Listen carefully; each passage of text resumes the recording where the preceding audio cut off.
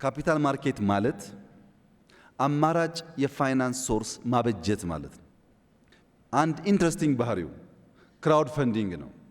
ክራውድ ፈንዲንግ ማለት አንድ ሀሳብ ይዤ ገንዘብ ለመግዛት ስወጣ 10 ብር ያለውም 20 ብር ያለውም 50 ብር ያለውም እዛ አውድ ላይ ገንዘብ ስለሚያስቀምጥ አጎቴና አክስቴን ሳላስቸግር ባጠረ ጊዜ ለኔ ሀሳብ መነሻ ኢንቨስትመንት የሚሆነው 100 ብር አገኛለሁ ማለት ነው።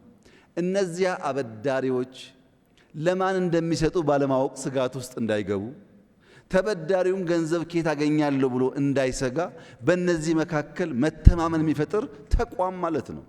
በእኛ ሁኔታ ካፒታል ማርኬት በጣም የዘገየ ጉዳይ ነው። ሊኩዊዲቲን የሚያሳድግ ነው። በተለይ ሀሳብ ያላቸው ሰዎች፣ መፍጠር የሚሹ ሰዎች፣ መስራት የሚሹ ሰዎች በገንዘብ እጥረት ምክንያት ሀሳባቸው እንዳይመክን፣ ፈጠራቸው እንዳይመክን የሚያደርግ ነው። ሲፈጥሩ ደግሞ ሰው ይቀጥራሉ። ያ መልሶ የማክሮ ስብራት ይጠግናል። አሁን ከተፈጠረ ጥቂት ዓመታት ነው። በጣም ጥሩ መሰረት ላይ ነው ያለው። ወጣት አመራሮች ፈጥሯል።